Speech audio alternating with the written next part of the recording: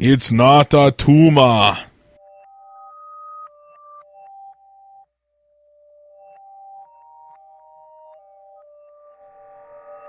Hosting and bandwidth provided by the Blue Box Group. Check them out at bluebox.net.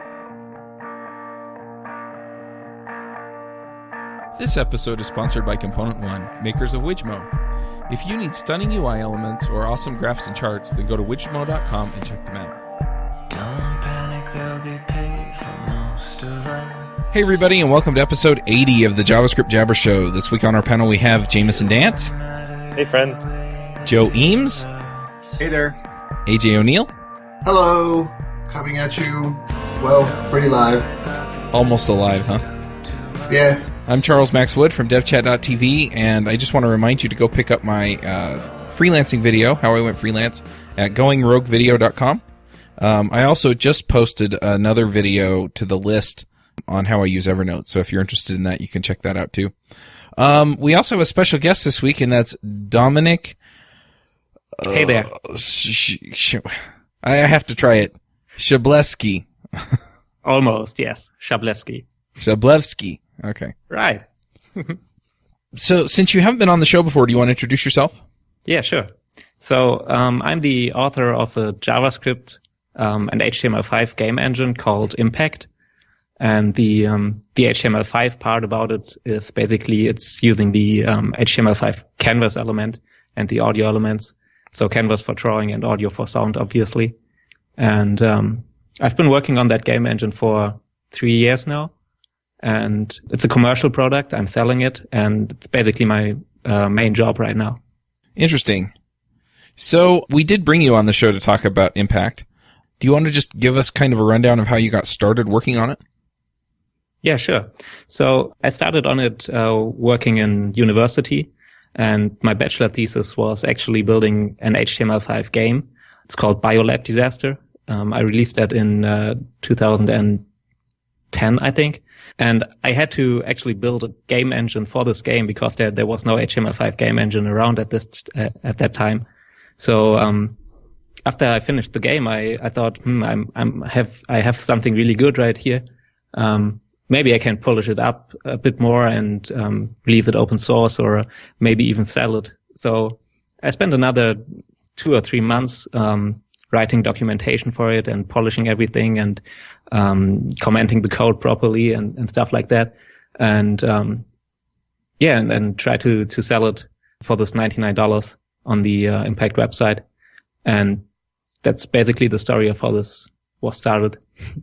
Man, that's such a fascinating story to me for so many different reasons. It seems like there's, especially in JavaScript, there's just such a culture of open source and you just kind of like live off people's goodwill somehow.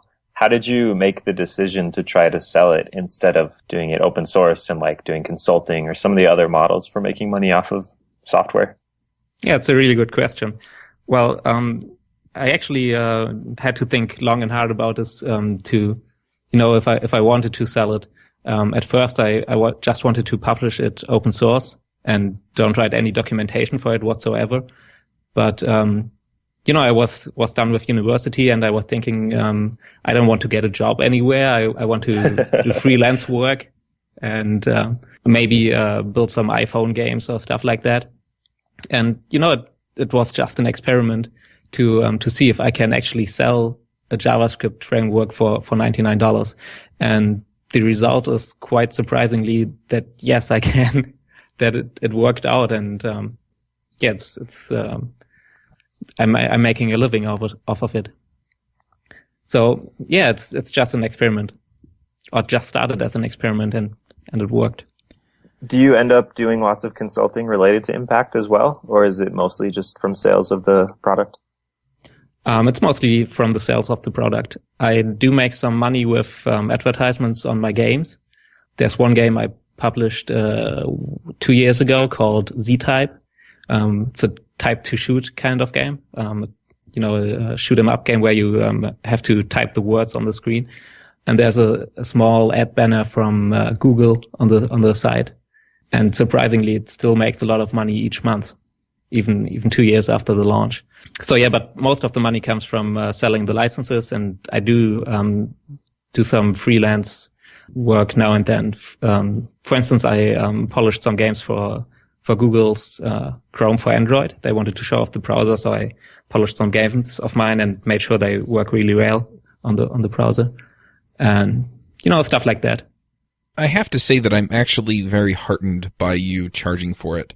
I'm a huge proponent of open source software, but at the same time, I mean, if this is something that people are going to rely upon, it's nice to know that there's a dedicated person behind it that basically gets paid to keep it up and make it work.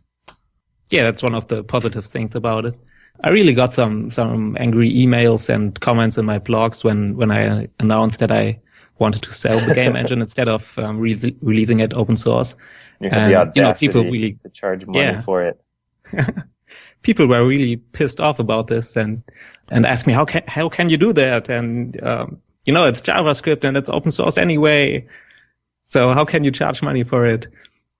But, again, it worked out. And so I guess it proves me right. Yeah. So I want to get in a little bit to like game development, just writing games. The thing that I get, I mean, a game engine, when you're building a game, you're basically moving elements or images around and, things like that. Well, I guess what I'm curious about is what goes into writing a game and how do you make sure it's a game that people will actually want to play? Well, the second part of the question is probably the harder one. I'm gonna answer the first one first. So if you have a game engine like Impact, what you have to do is build the game world you want to have. So if you have a jump and run game, you have to build jump and run levels, or for a top-down RPG kind of game, you build bigger worlds and stuff like that. And then you have to write the behavior for all the objects in the game world. So the main object for most games is the player. I'm calling these objects entities in Impact. So you have a player entity, and you program behavior that basically gets called 60 times per second. So you have an update function on each of these entities that gets continuously called. For the player entity, that's, for instance, if you press a button, you walk forward, and you write these simple behaviors for each of the entities. For an enemy, for instance, it's checking the distance to the player and then moving the enemy into the direction of him. So, and if you have all these things wired up, the game is basically playable. And now comes the hard part about it, tuning it so that it is fun to play. And it's really difficult to explain this. I guess it's a bit like an art form. So you just have to do it, and you get better with the time. Your first games will probably suck, and you'll get better each time, and each game you make, you'll figure out stuff that is fun to play, and what isn't fun. You also have to focus on what you actually want to achieve with the game. So maybe you have a game that wants to tell a story, or so it should be easy to play through, or you have a game that's really hard, and the fun comes from actually beating the game. So, there are different kinds of good gameplay. Again, that's really hard to put into words. So I want to ask about HTML5 game development specifically. I mean, browser games used to mean Flash. Yeah. And now JavaScript and HTML5 are a viable alternative, but there's also Unity and I think there's a couple other things to build games that work in browsers. So why do it in JavaScript and HTML? That's a good question. Actually, I wanted to write a game for my bachelor thesis, and I looked into Flash first, and I looked at Flixel, the Flash game engine, which was really popular back then, and I really struggled to get something working, to get stuff to behave in the way I wanted it to, and so I thought maybe I should write something on my own, and back then there was this discussion going on with the iPhone not supporting Flash, and there was a huge hype about HTML5 and can you write games in HTML5, and is this really an alternative to Flash? And I wanted to check it out to see if it works. So that's why I picked JavaScript to write this. And also, the canvas and audio elements were pretty new back then, and I'm curious, so I have an interest in everything that's new. So I wanted to try it out. And yeah, surprisingly, in the end, I could get my games working on the iPhone and other mobile phones, working in the browser. So I think that's the main reason to write games in HTML5 right now, to have it working everywhere. So you can run it on a phone and don't care about what operating system it is, and on a browser and stuff too. Yeah. So if you have Unity a browser, doesn't work on phones, right? Or does it? It does, but I think it's really expensive for the Android license. I think it's about $600 or something. Okay. And it's always a native app. So, I think the, HTML5 is pretty good at, delivering games right where you are. So if you visit a website, you can just play the game instead of installing an app and waiting for the download, and it's right there. And also, if you want to publish your game as an app, you can bundle it with some frameworks. Like in the beginning, I tried using PhoneGap, which is basically just like a browser view bundled as a native app for the iPhone and Android, and it works just like in the browser. But mobile browsers still have some limitations, so I set out to build another framework called Ejector. And this framework is open source, and it's basically a JavaScript runtime that simulates a canvas and audio elements. So it's like a browser that only can display a canvas element, and it's really good at that. It's really fast, and the audio works way better than it does in mobile browsers. So if you want to publish your game as a native app, you can always use these frameworks without changing anything in the code. I think that's actually pretty cool, the Ejecta idea, where you can write the game and then you can publish it to another platform like the iPhone. Yeah, exactly. There's Ejecta is for iOS only, so it works on the iPhone and iPad.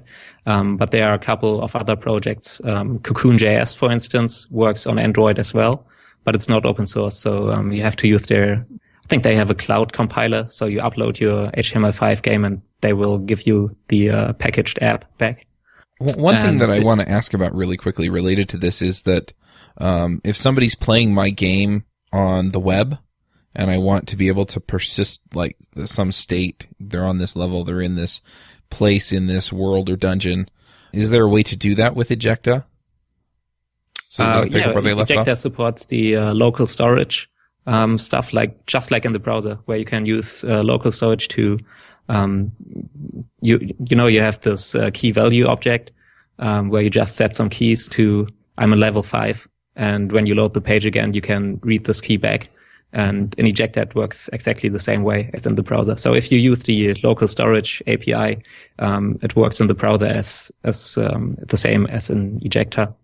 So can you? I guess what I'm asking is if somebody gets to level 5 on the web, can they download the game onto their iPhone and get to level 6 from level 5? Well, you can do that. You have to have a small API on your server, and right. An Ejecta calls with Ajax, call an API on your server and ask for the level the player's in. So basically, you need something like user accounts for that, or a password or something. Yeah, that makes sense. That's what I was kind of driving at. Yeah, but of course you can. You can use the XML HTTP request API to load stuff from different websites in Ejecta as well. So, is there a certain style of game that lends itself more towards browser development? Like, I mean, I've seen the Firefox demos that they use with that they've done with Epic, where they port like the Unreal Engine to Firefox, and I mean they do some crazy 3D rendering stuff. But most of the HTML5 games I see seem more simple and more 2D games. Is that kind of a theme, or do you think it's a viable platform for 3D games as well? Well, I think it will be a viable platform for 3D games in the future. I'm not sure it's quite there yet. But the interesting thing is that, you had these really, really simple games. 5 years back, you didn't even have any action games written in JavaScript. You only had some simple puzzle games where you have to click some buttons or something. And now you have 2D action games and shoot 'em ups with thousands of bullets on the screen. And you also have these crazy experiments with 3D games. And I think the browser is really catching up to what you can do on game consoles and on desktop games. I don't think it will ever be at the same level as game consoles because, it's running in the browser and the browser is not dedicated as a game system. But I believe the gap will get smaller and smaller. And with Impact, I'm focusing mainly on things you could do with the Super Nintendo. So think several background layers and some objects on top of it. But of course, with potentially better graphics. And, if you wanted to build maybe a poker game or something, I wouldn't recommend Impact for this. Impact is mainly focused on action games and stuff where there's real-time movement and collisions and stuff like that. So one question related to this is, does it tie into physics engines or include a physics engine? Well, there's a very simple physics engine in Impact directly. This is used for all the example games on the website and for all games I wrote myself.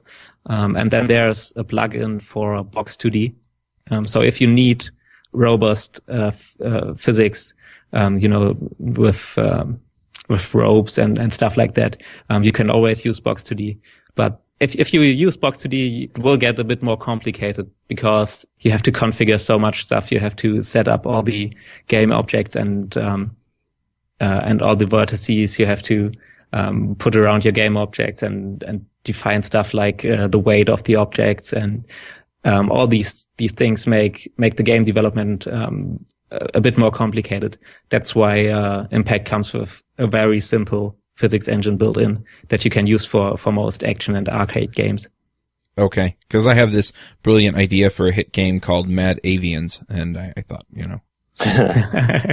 Sounds like a plan. So what about AI and things like that? It's interesting that Impact has gained quite a community of devoted programmers. So there are plugins for everything. You have, for instance, a Pathfinder plugin that you can use right in Impact. And if you want to to have an enemy walk from one side of your game level to the other side, you can use this Pathfinder plugin. So this enemy will find its way. There are people writing tutorials on how to program special behavior of all the enemies and stuff like that. There's nothing built into Impact for enemy AI. So Impact only concerns about basic game objects that move around and collide with each other and can measure the distance to each other and stuff like that. But you actually have to decide for yourself what you want to do with all this information. For instance, if you want to approach the player or run away or something like that. So that's the main job you have to do as a game developer, I think, to program all this behavior of all the different objects in the game world. So how do you hit that sweet spot where people are going to want to play the game? I mean, obviously you don't want to make it too easy or too hard. Are there tactics that people use when building the games to make them engaging or? Yeah, sure. So microtransactions. Done. I try to avoid these. So what you can do is you can make the game pretty hard. So one thing, if you develop games, I think you tend to always make them too hard because you write a portion of your game and then you try it and you play it. And if you've developed your game for 2 weeks or something, you have played it 1 week out of these 2 weeks. So you're the best player for this game that isn't even released yet. And so you tend to make games way too hard. And it's really crucial to have some play testers at the end.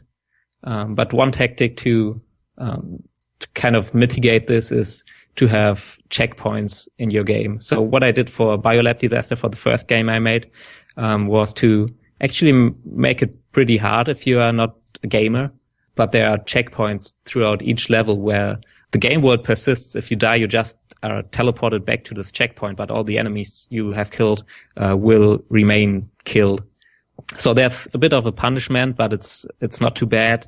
And basically with this, everyone can finish the game. And it was pretty important for me that for this first game I wrote, that everyone can play it and can finish the game regardless of how experienced they are. And then there's another thing that I figured out with the Z-type game, the typing game, is that there are some types of games that everyone can play, or people can play that are not usually wouldn't call themselves gamers. So this typing game was getting so popular because it's not like any other game. If you can type on, if you know how to use Word, you can play the game, and that was really a great boost in popularity for this game. Again, there's no real definite answer to say what's fun and how to make a game fun. It's just you have to iterate, you have to program it, have to play it, and repeat. So I actually took a tiny break from listening. I was listening at the same time, but I just booted up playbiolab.com, and this is really polished. Like, there's a lot more to this than just the interaction of the enemy of the objects, right? Like, all the enemies have little animations that kind of telegraph what they're going to do. So they're going to try and attack you, but you can still avoid it. And there's like sweet background music and stuff. Part of the intimidating thing in game development to me seems to be the vast array of stuff you have to know how to do. Like, I could program this. I couldn't create the graphics or do the sound design or do the animation or anything. How do you just have to be a wizard to do all this, or do you farm it out to other people? Or yeah, you have to team up with other people who can do this stuff. For instance, for Biolab Disaster, I had a good friend who did all the music and sound design for it, because I have no idea how this all works and how you can, I'm not a musician. I really struggled with the artwork, I have to say, because I don't consider myself to be an artist. But the interesting thing is, Biolab Disaster is quite low res. It's a retro style game, so I think the game screen is only 240 by 160 pixels, so it's really tiny. And if you don't have to paint that many pixels, you can't do that much wrong. So the smaller the graphics are, the better they will look, I think. So doing pixel art is one of the ways to get out of this of the graphics design stuff. And if you want to have a nice looking game, you can always team up with other artists. There's a subreddit called Game Dev Classifieds, where people are searching for artists, or artists say they want to work on a game and show off their portfolios and stuff like that. So I think it's not that hard to find someone. If you can prove that your game is fun to play, just make it work with with colored rectangles or something, and present it to someone who can do all the graphics and get them interested. Yeah, I'm one of those people that would definitely have to team up with somebody who has the artistic skills. I think you could probably go find some music on like Audio Jungle or something like that you can loop and just find different clips for different stages in the game or whatever. Right. There's also a site called opengameart.org, which is actually what the name says. You can find some artwork there that is under different open source licenses. So sometimes you don't have to give attribution at all. Sometimes you just have to state the credits on the title screen or something. And there's a lot of good artwork on there that you just can use in your game. Just throw it in there and set up the animations, and you're done. I don't think it's that intimidating to build a whole game. You can start small and again make everything with colored rectangles or something, and just prove that the game is fun to play. And there are many games with crappy graphics out there that did really well. So for instance, if Doodle Jump for the iPhone, sure. The graphics are drawn with pencils, I think, and scanned in, and it doesn't really look like much, but it's fun to play, and that was all that's needed. Yeah, I've played a few games that don't have incredible graphics, but they're interesting to play. And one that comes to mind for me is called Bubble Ball on the iPhone. I don't know that one.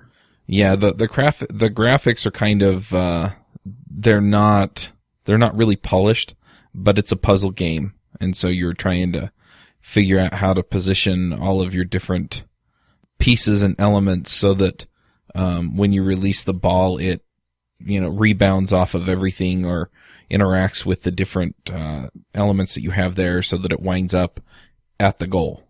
And so sounds a bit like the Incredible Machine games.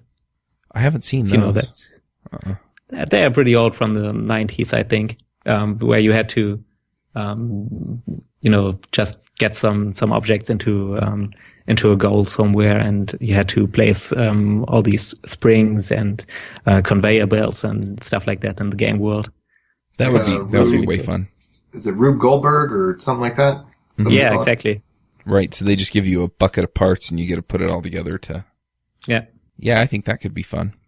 So I wanted to ask another question too. So one problem I see when people start trying to design games is they make them really complex. Like they've maybe played a lot of video games but haven't really written one before. So they're like, I'll have this thing from Halo and we'll take this thing from StarCraft, and like think of all these AAA games that have huge teams of hundreds of people and tens of millions of dollars poured into them. Where do you go to get your ideas, and how do you make sure that you are creating a game small enough that you can do yourself?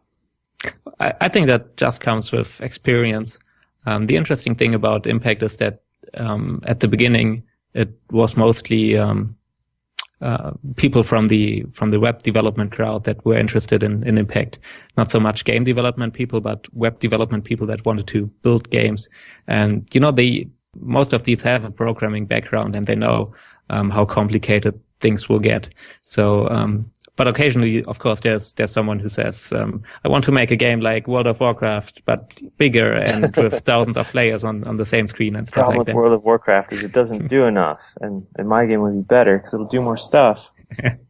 Exactly. So, what I always tell people is to start really, really small, to build something like Pong at the beginning, or to take one of the example games that come with Impact and just implement small ideas. So, for instance, if you have a jump and run game, you could implement things like teleporting around, or trying to get two players working, maybe with the same keyboard on the same screen as and you have to jump off of each other and stuff like that. It's quite hard to know how much work everything will be at the beginning. It's one of the things you have to figure out yourself. But I think you can start small enough. So always at the beginning, just try to finish something really tiny. It doesn't have to be, it doesn't have to have a lot of levels or tell a story or something, but just try to make something that is fun to play, even if it's just one screen and takes 2 minutes to play. So I also wanted to talk a little bit more about Impact specifically instead of game development in general. Do you have a trial license, or how do people check out Impact to see if they want to buy it? Yeah, that's complicated. I thought a lot about offering a trial license, but in the end, it's really hard to do, because if you buy Impact, you get the whole source code for the whole game engine and the level editor with it. And it's really important for me that you get the source code in a readable form, so not minified or obfuscated, because I want people to look into the code and understand how things are, what is happening and how things work. So I thought about offering a smaller version of Impact as a trial or something, but I'm working alone on the game engine. So I don't want to have to care about two different products or dumbed down version of one product as well. I have a lot of stuff to do with the game engine itself. So what I do now is, if someone buys the game engine and isn't happy with it, I just offer a refund. So if you don't like it, just write me an email and you'll get your money back. That's way easier for me to handle than trial license or something like that. So how does have you done much web development? I've done quite a bit, yes. So how does writing something like Impact differ from the way that you think about regular web development? It differs a lot, I think.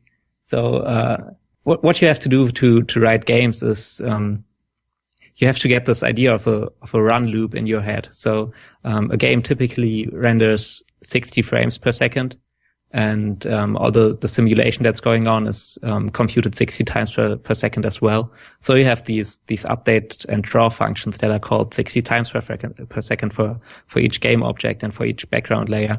And if you understand this and know how the game loop works, that it's updated first and then drawn, you get an idea how to build all this. But it's nothing like classic web development where you have, buttons and a callback function when you press this button or something. In Impact, everything is continuously updated with these update and draw functions. So it's basically, I think it's closer to native game development than web development is to it. But again, if you're a JavaScript developer and know the language already, I think you can pick up Impact really fast. So the main barrier for writing games is mostly the language, not know how writing games in general works, I think. Huh. The other question I have for you is, I know this is kind of centered or focused around game development, but I'm assuming there are other things you can do with a canvas. Have you seen people use Impact.js to write things that are not games? I think there are some people who wrote some interface stuff with Impact, but Impact is pretty closely tailored to action games, and you have this update loop, and you want to have stuff moving on the screen all the time. It's really meant for games. You can write some interface stuff in it, and even if you want to, you can make a website for it. I actually had one guy who made his wedding invitation. The background on his wedding invitation website was an Impact game where you controlled the prize man. That's pretty sweet. That's awesome. So, I think Impact is really tailored towards games, and I wouldn't recommend writing anything else in it, actually. That's so awesome. I've been looking at the code a little bit, and it looks like you have your own module system where you call require and stuff. It kind of looks AMD-ish, but it doesn't look like it is AMD. Is that true? Yes, it is. When I started Impact there, actually, I think Require.js wasn't released back then. And, I kind of invented this module system to have everything loading asynchronously. But in the end, if you want to publish your game, there's a small script file that you can call on your PC or Mac, which combines all these scripts into one big JavaScript file for release on websites. So that's one of the pain points right now, and I want to address this with future versions of Impact to have maybe support Require.js or have the AMD style, so to make loading of different libraries easier. The module system in Impact works quite well, but it's it's only used for Impact and Impact plugins. And if you want to include libraries like this, you have to wrap it into these modules in this module system. Sure. Of course, you can just include JavaScript files on your HTML page as well. But if you want to have it in the module system, you have to wrap it up. Sure. So is there any part of the engine that has some really interesting technical things to talk about? I mean, I have a couple more questions, but I want to see if is there any cool technical stuff in the engine itself you'd like to talk about? Well, I think the main what I really wanted to do with Impact is to have a game engine where you can look behind the curtain, where the game engine is not a black box. I wanted to have something where you can look into and understand what it does. So, for instance, if you're wondering how the collision detection works in Impact, you can just open the entities file and see how entities collide with each other and how the collision is resolved. The source code for Impact is pretty small. There are not that many lines of code, and that's a design choice. Of course, there are quite a few clever tricks going on to work around browser bugs and to make canvas drawing really fast. One thing, for instance, is if you have a tile map. So I don't know. Do you know what a tile map is? Is it kind of like a CSS sprite sheet where you have just all your images on one image and then you map different parts of it, or? Yeah, exactly. So for instance, for Biolab Disaster, I had a tile map with a game world for Impact is made up of different tiles. So for instance, you have a tile size of 16 by 16 pixels, and you take 16 by 16 pixel tiles from a big tile image, from a big tile sheet, and just draw your levels with these tiles. And so you have this big map that tells the game where each tile goes in the game world. And what Impact does is to go through this map and draw each tile that is on the screen where it's supposed to go. And at the beginning, and it's still on mobile browsers, this can be quite slow to go through this map and draw each tile by tile. So if you have 16 by 16 tiles and a screen size of 640 by 480 or something, you're drawing hundreds of tiles per frame. And to speed this up, I have something in Impact that pre-renders all these background maps into bigger images so that you have just one draw call instead of thousands. And this speeds up stuff for mobile phones tremendously. So that's one of the clever hacks that are in Impact right now to make it work on slower hardware. So you pre-compute all of the possible backgrounds and then cache them, or I don't understand how that works. Yeah, basically yes. So you have this level editor that comes with Impact, and you're just building your level with this by picking the tiles from your tile sheet and painting them on a background. Oh, okay. Map. That makes sense. You have this background map that consists of tiles, and instead of drawing each tile by tile on the screen for the game, it is pre-rendered into big-ass images, and this makes it really easy for the browser to draw efficiently. Okay. And this all works transparently in Impact, so you just have to set a flag for your background layer and say, I want to have this layer pre-rendered in the game, and Impact does all the heavy lifting for you. I didn't know there was a level editor with it, so I was having a hard time imagining how it could know what to pre-render, but that makes sense. Okay. Another question that came up, you've done a lot with mobile browser stuff, obviously, and games specifically seem like they kind of push the boundaries of browsers a little bit. You must have just an in-depth knowledge of all the crazy browser arcana, all the weird stuff that mobile browsers do. How do you figure out, how do you learn that stuff? How do you learn that, like, Safari on iOS 6 does this weird thing with audio, so you have to tweak it somehow, or does that make sense? Yeah, it's difficult. I think you learn it by running into it. If you're wondering why your game doesn't work or why it doesn't load audio files, you just have to dig into it and try different stuff and see what works and what doesn't work. If you're on the forefront of something, there's not much documentation that you can rely on. And, for Impact, I wanted to abstract all this stuff away so you can care about writing the game instead of caring about browser bugs. I only partly succeeded because the audio API is still horrible and basically useless on mobile phones, which is really sad because I don't see a reason why audio shouldn't work. It seems so simple, but I guess browser vendors don't care. Yeah, it's sometimes it's really difficult, but it's getting better. For instance, the canvas drawing performance on iOS 4, I think, was really, really bad. As soon as you resized the canvas element, it dropped down to 2 frames per second or something. So you had to care to always draw in the actual screen resolution, which was complicated because of all the Retina devices, and you had to double the canvas size to still draw in the native resolution. But they fixed this. So now you can just rescale your canvas element with CSS and don't have any performance issues with it.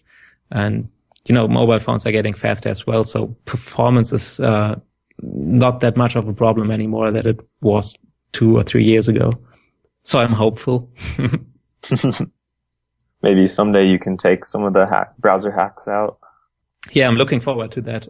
For the next major version of Impact, I actually want to rewrite the whole audio API stuff that I have in Impact. And there's this web audio API, the new one, not the audio elements, which works in Chrome, and I think it arrived in Firefox as well. And it's way better suited for for real-time audio, to have responsive sound effects. The audio API that I'm currently using was actually designed for streaming audio. So, for instance, if you want to listen to a podcast or something, that you would use this audio element, and it was never intended to do real-time sound effects for games. But the desktop browsers at least do a pretty good job with it right now. So you can you have sound effects in desktop browsers that work pretty well. But on mobile phones, it's still pretty horrible. So what's the testing story with Impact.js? What do you mean? So if I write a game and I want to write tests for the different entities that I have in the game, is that hard? Does it play nice with things like QUnit or Jasmine? I actually have no idea about this. There are a couple of people on the Impact forums that have implemented tests for Impact, and you can read up a bit there. But I have to be honest, I don't know if it plays well with any of the testing environments. I'm sorry. No, it's okay. It seems like game development doesn't have as much of a culture of testing. I'm not into it, so maybe this is my outside perception. But right, I think you can write unit tests, but mostly for games you want to test behaviors and how the game actually feels. And implementing this in an automated manner is probably quite complicated. I think you really need to have something that can capture the screen contents and analyze it, something like that. Again, I'm not really into that much. Yeah, that makes sense. So if somebody wanted to get started in game development, what recommendations or suggestions would you have for them? Just get started, or is there more to it than that? Yeah, I think the best way is to take one of the example games or one of the, there are a couple of HTML5 open source games.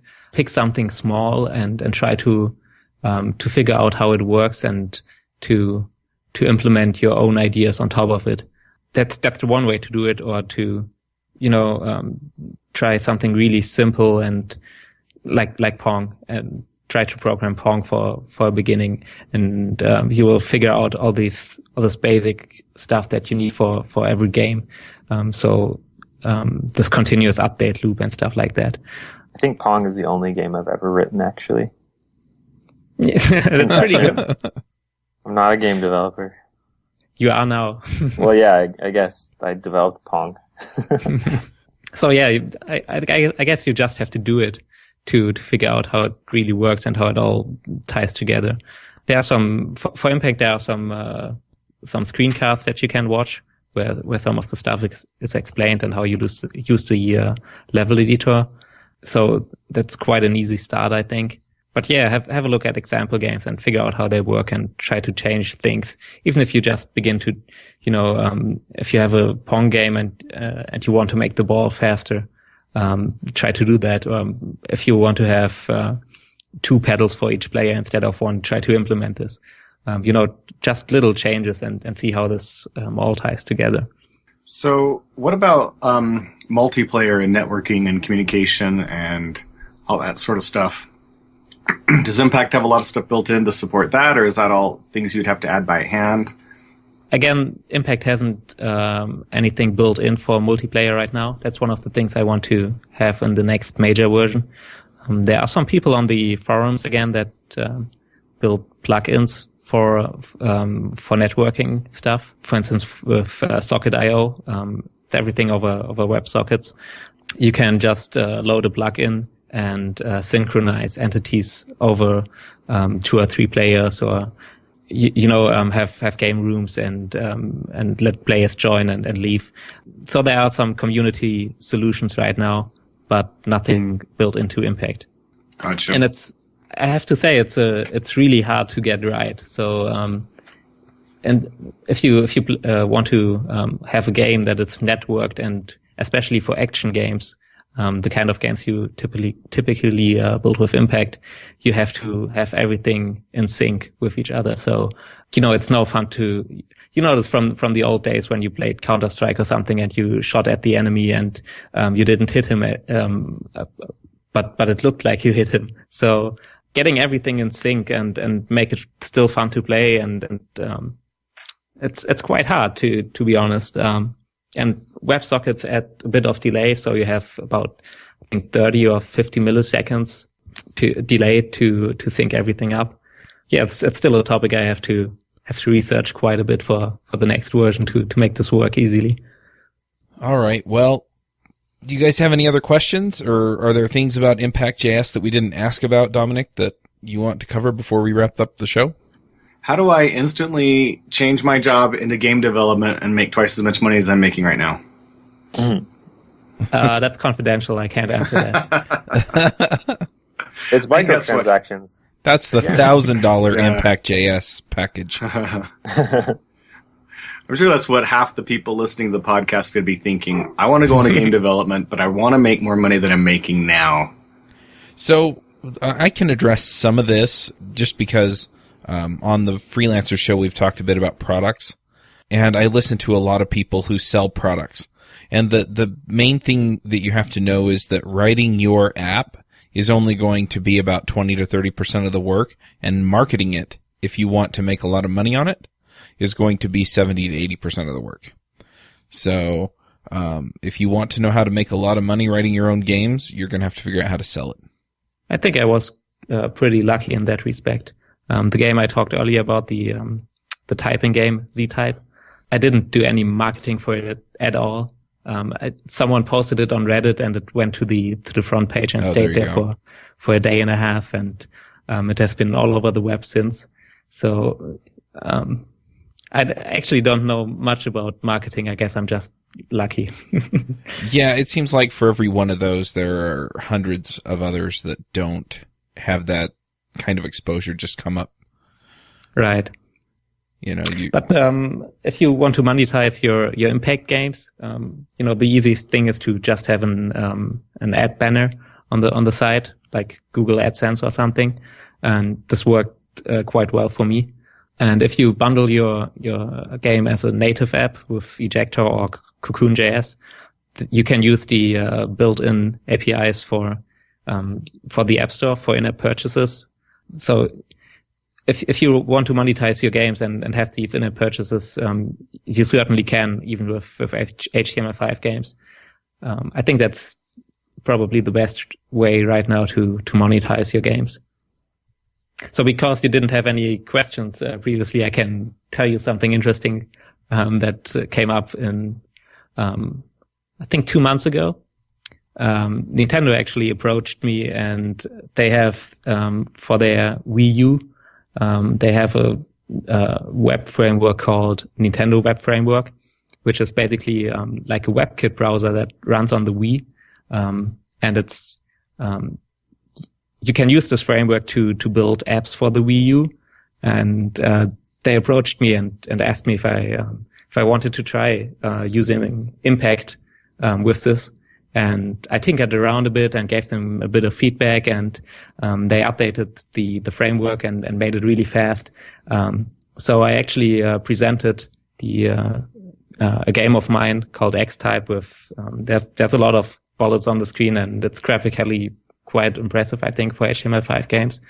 And I have this running on the Wii U game console right now, and I'm hoping to release to bundle this everything up and release a plugin for Impact to make Wii U development easier with this. So you have controller support and stuff like that.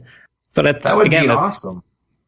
Yeah, it's quite cool to sit on your couch and play your browser games, with a good controller and analog sticks, and it's pretty cool. Yeah, I've got a Wii U, but I have no idea what to do with it. My company works with the Wii U, so it holds a special place in my heart. Cool. We make the TV app on it. Waiting for Mario Kart. Yeah. Well, Wind Waker's out right now. That's what I'm playing. I was going to say, it holds a special place in your paycheck. That too. All right. Well, I think we're about at the place where we usually stop and do the picks. So, Wait, one other question. Have you done anything with the Ouya? I tried to, but I actually was one of the Kickstarter backers, and I still waited quite a long time for the Ouya, but when it arrived, I was really disappointed with the controllers. They feel like cheap plastic, and it's difficult to get controller support right now into your browser game. Okay. I think Cocoon.js is implementing this, but they haven't released it right now. So I guess it should be working in a month or so. Okay. I'll look forward to that if some web games get on there. I hope so. All right. Well, let's do the picks. AJ, what are your picks? I'm going to pick there's this game recorder. It's supposed to be for like PlayStation and Wii U and that kind of stuff. But I tried it out at Utah.js for recording a presentation, and it actually worked. I had to get an extra HDMI dongle to make it work with Mac, but it was really simple. Aside from Jameson thought the cabling was really complicated, but now I've put all the cables in a shoebox and just drawn out the cables that are needed. But if you're looking for presentation recorders, the ones that I found that are like plug and play, where you just set the thing down, power it in, plug it into the computer, and hit record, and then it would output to the projector, they're in the range of like $1,500 and up. Whereas you can kind of hack this together with an HDMI splitter from eBay and wireless mic for under $300. So this Avermedia Live Gamer Portable is what it's called, and then the little adapter pieces that go with it. Other than that, I'll have a disc pick. I hate HDMI. It's so terrible. Oh, it requires so many dongles and adapters and things to like split out the audio or do really simple stuff. You just got to get those $700 cables so your bits flow through. Yeah, they have to be gold plated. Exactly. That means your bits are gold plated then, and everybody wants gold bits. There is actually a box that does exactly what I want, where you can plug in HDMI and component and composite and get out stereo or, whatever it is that you want. Like everything just goes into one box, and it's got like 10 connections, so you could actually hook up all your stuff and have it hooked up to a home theater projector. But it literally is $600 and some odd dollars. Anyways, that's all. All right. Jameson, what are your picks? I have two picks. One is a Tumblr called Hot Dogs or Legs, and it's pictures of either people or hot dogs in a leg-like position, and you can't tell whether they're hot dogs or legs. It's pretty much what it says on the tin. No!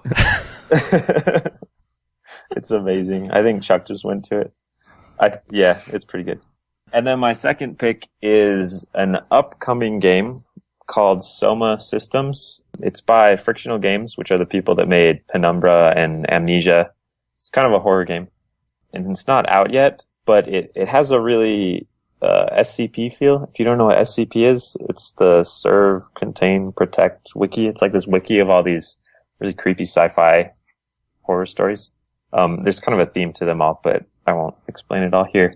But it just looks amazing. They've got some teaser videos, and it basically looks like SCP the game, which would be awesome. So those are my two picks. All right. Joe, what are your picks? My first pick is going to be the movie Gravity. Went and saw it on Saturday in IMAX 3D, and it was amazing. Just absolutely amazing. And if you go see it, you got to go see it in IMAX 3D. It was just a beautiful, beautiful movie. I'm also going to pick the MyCube. I actually got one as sort of a prize or payment for speaking at a user group, and it's just a little like 1.5 by 1.5 cube. It's a portable speaker, little charge battery in it, and you can plug it into your iPad or phone to get decent sound. And I just absolutely love that thing. The battery lasts great. It's really reasonably priced, very portable. Just really enjoy being able to actually hear my phone. If I want to turn on some music on my phone, if I'm out somewhere, or my iPad, be able to play my iPad and have other people hear it.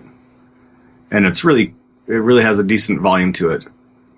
And my last pick is going to be the new book by Brandon Sanderson called Steelheart. I picked that up a few days ago, and I've been reading it. I'm about halfway through, and it's been really enjoyable. Very great.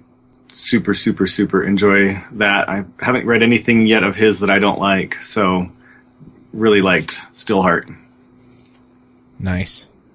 All right, I've got a couple of picks. The first one is I've been learning Chef and been using it to set up a Rails app, and it's really cool. So I'm going to pick Chef. I'm also going to pick Hosted Chef by Opscode, and there's a tutorial out there that I followed that I've been using to learn it, and that's done by Nathan Harvey on the Food Fight Show. So I'm going to pick that too. And finally, my last pick, I actually went and I got a Pluralsight subscription so I could watch Joe's AngularJS course on there, and it's really good. So I'm going to pick Joe's course because it's awesome. And thanks, Chuck. Yeah, no problem. It really has been helpful for picking up this Angular stuff, and I'm really excited to start doing stuff with it.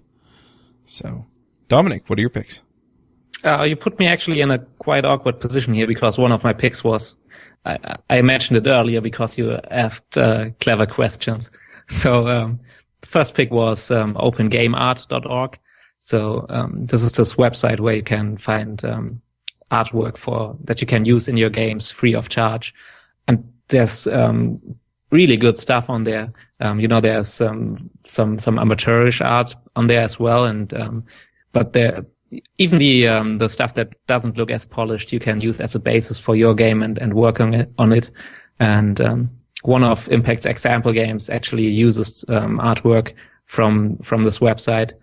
And the interesting thing is there was the artwork that I'm using for this demo game is kind of high resolution vector looking stuff, and it's quite polished. And someone on this website took all this artwork and made a tiny pixel version out of it, and it looks really cute. So Open Game Art, pretty amazing website. And the second pick I have is a game called Little Big Mansion. Of course, it's written with Impact, and it's kind of a puzzle game and kind of a platformer. And it's really a unique and cool idea. I haven't seen anything like it before, and I think it's one of the best game ideas since Portal. So go play this. Cool. All right. Well, we'll go ahead and start wrapping up the show. I do want to mention our silver sponsor, Reg Braithwaite's JavaScript Allongé, and thank Reg for supporting the show. And AJ has another pick. Yeah. So there's this band called Can't Stop, Won't Stop, and they haven't gained a lot of popularity. I don't know why. They're kind of like 80s rap, but more ska-like. So it's like a clean, uplifting rap style of music. And then there's Lindsey Sterling, who is this amazing like violinist or cellist, I think violinist. Anyway, and they came together to put a song together called Come With Us, and it's amazing. And I love them both.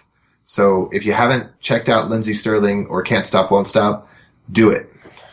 All right. Well, thanks for coming, Dominic. Thanks for having me. Really appreciate all the feedback and the work that you've put in on this. Definitely something I'm going to need to go play with. Yeah, thank you. All right. Well, yeah, thanks. We'll wrap the show. We'll catch y'all next week.